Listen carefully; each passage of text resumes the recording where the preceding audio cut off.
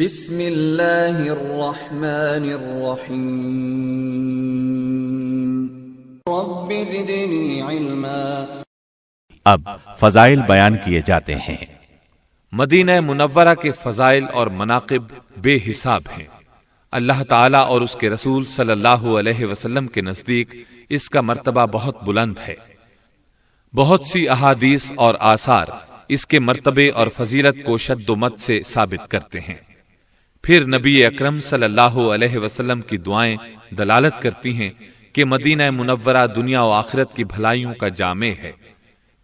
بخاری اور مسلم میں ہے، سیدہ عائشہ صدیقہ رضی اللہ عنہا فرماتی ہیں، رسول اللہ صلی اللہ علیہ وسلم نے دعا فرمائی، اللهم حبب إلينا المدينة كحبنا مكة أو أشد، اللهم بارك لنا في صاعنا وفي مدنا وصححها لنا وانقل حماها إلى الجحفة۔ اے اللہ، مدینہ منورہ کی محبت ہمارے دلوں میں مکے کی محبت سے بھی بڑھا دے۔ اے اللہ، ہمارے غلے اور پیداوار میں برکت فرما اور اس کی آب و ہوا کو ہمارے موافق فرما دے اور اس کا موسمی بخار جوفہ میں منتقل فرما دے۔ اللہ تعالیٰ نے اپنے پیارے رسول صلی اللہ علیہ وسلم کی دعا قبول فرمائی۔ اس مبارک اور پاکیزہ دعا کے نتیجے میں مدینہ منورہ کی معیشت روز افزوں ہے۔ ہر مسلمان کے دل میں اس کی محبت کائنات کے تمام خطوں سے زیادہ ہے۔ نبی اکرم صلی اللہ علیہ وسلم نے بہت مرتبہ مدینہ منورہ کے حق میں برکت کی دعا فرمائی۔ بخاری اور مسلم میں سیدنا انس بن مالک رضی اللہ عنہ سے روایت ہے کہ نبی اکرم صلی اللہ علیہ وسلم نے فرمایا، اللهم اجعل بالمدينة ضعفي ما جعلت بمكة من البركة۔ اے اللہ، مدینہ میں مکہ سے دگنی برکت فرما۔ سیدنا عبداللہ بن زید بن عاصم رضی اللہ عنہ نبی اکرم صلی اللہ علیہ وسلم کا فرمان نقل کرتے ہیں، سیدنا ابراہیم علیہ السلام نے مکہ کو حرم قرار دیا تھا اور مکہ والوں کے لیے دعا فرمائی تھی، میں مدینہ کو حرم قرار دیتا ہوں اور میں اس کے رزق اور غلے کے لیے مکہ کے مقابلے میں دگنی برکت کی دعا کرتا ہوں۔ اسے بخاری اور مسلم نے روایت کیا ہے۔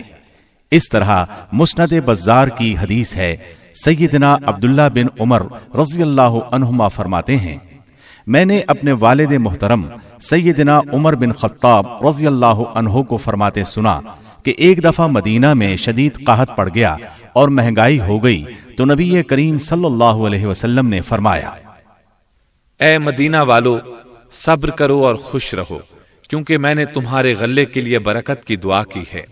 مل کر کھاؤ، اکیلے اکیلے نہ کھاؤ، اس طرح ایک آدمی کا کھانا 2 کو کافی ہو جائے گا اور 2 کا کھانا 4 کو کافی ہوگا۔ اس طرح 4 کا کھانا 5-6 آدمی کھا سکیں گے، کیونکہ مل کر کھانے میں برکت ہوتی ہے۔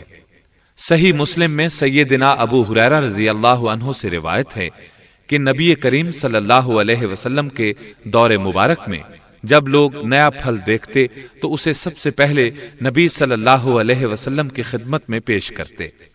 رسول اللہ صلی اللہ علیہ وسلم اسے ہاتھ مبارک میں پکڑ کر فرماتے، اللهم بارك لنا في ثمرنا وبارك لنا في مدينتنا وبارك لنا في صاعنا وبارك لنا في مدنا، اللهم إن إبراهيم عبدك وخليلك ونبيك وإني عبدك ونبيك وإنه دعاك لمكة وإني أدعوك للمدينة بمثل ما دعاك لمكة ومثله معه۔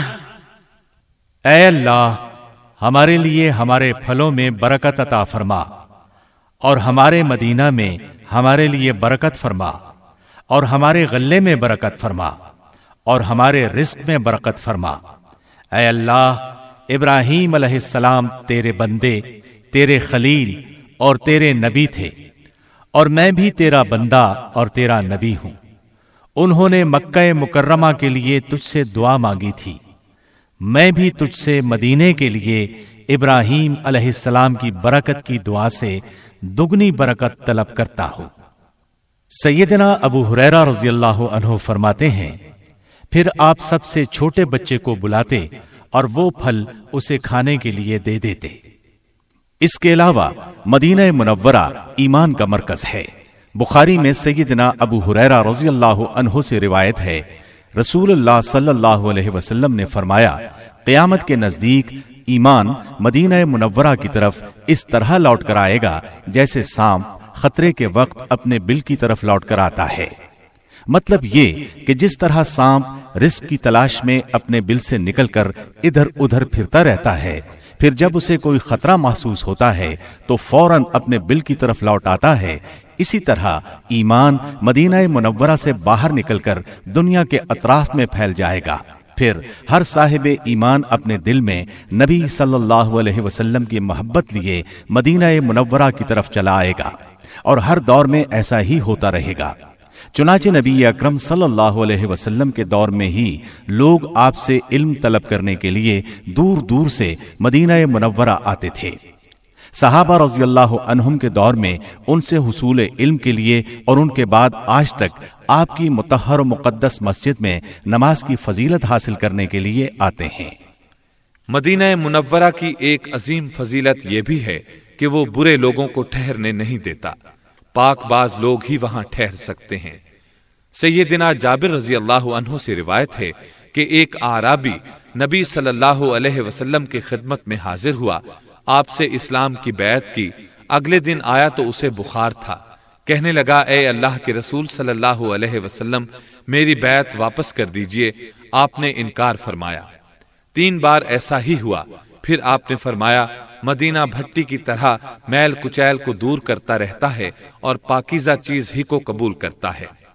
آپ نے یہ بھی فرمایا، مدینہ منورہ برے لوگوں کو یوں الگ کر دیتا ہے جس طرح آگ چاندی کے میل کچیل کو دور کر دیتی ہے، اور جب بھی کوئی برا شخص مدینہ منورہ سے نکلتا ہے تو اللہ تعالی اس سے بہتر شخص مدینہ منورہ میں لا بساتا ہے۔ یہ بخاری اور مسلم کی حدیث ہے۔ مسند احمد میں سیدنا جابر رضی اللہ عنہ سے روایت ہے، انہوں نے فرمایا، ہلاک اور برباد ہو وہ شخص جس نے رسول اللہ صلی اللہ علیہ وسلم کو خوفزدہ کیا۔ سیدنا جابر رضی اللہ عنہ کے دونوں بیٹوں یا دونوں میں سے کسی ایک نے پوچھا، ابا جان، رسول اللہ صلی اللہ علیہ وسلم تو وفات پا چکے ہیں، آپ کو خوفزدہ کرنے کا کیا مطلب؟ سیدنا جابر رضی اللہ عنہ نے فرمایا، میں نے رسول اللہ صلی اللہ علیہ وسلم کو فرماتے ہوئے سنا ہے، جس نے اہل مدینہ کو خوفزدہ کیا اس نے خود مجھے خوفزدہ کیا۔ مدینہ منورہ کی ایک فضیلت یہ بھی ہے کہ اس میں طاعون کی وبا اور دجال داخل نہیں ہو سکتا۔ یہ بات بہت سی احادیث میں مذکور ہے۔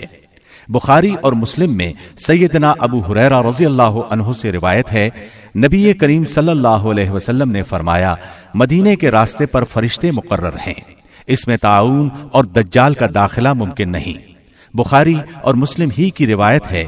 سیدنا انس رضی اللہ عنہ بیان کرتے ہیں کہ نبی کریم صلی اللہ علیہ وسلم نے فرمایا، دجال ہر شہر میں داخل ہوگا سوائے مکہ اور مدینہ کے، کیونکہ ان کے راستوں پر فرشتے صفیں باندھے حفاظت کر رہے ہوں گے۔ وہ ایک ناکارہ سی زمین پر پڑاؤ ڈالے گا، پھر مدینہ میں 3 زلزلے آئیں گے جن کے ڈر سے ہر کافر اور منافق مدینہ منورہ سے نکل کر دجال سے جا ملے گا، یعنی اس طرح مدینہ منورہ پاک صاف ہو جائے گا۔ بخاری میں ابو بکرہ رضی اللہ عنہ سے روایت ہے، نبی کریم صلی اللہ علیہ وسلم نے فرمایا، مدینہ منورہ میں دجال کا روب داخل نہیں ہوگا۔ ان دنوں مدینے کے 7 دروازے ہوں گے، ہر دروازے پر 2 فرشتے ہوں گے۔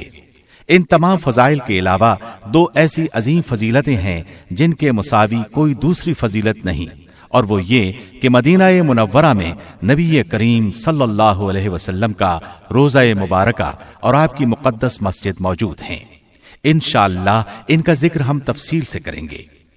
امام مالک نے مدینہ منورہ کی فضیلت ان الفاظ میں بیان فرمائی ہے، مدینہ منورہ نبی کریم صلی اللہ علیہ وسلم کی ہجرت گاہ اور آپ کی سنت کا مرکز ہے۔ اس کے ہر طرف شہید ہونے والے صحابہ دفن ہیں۔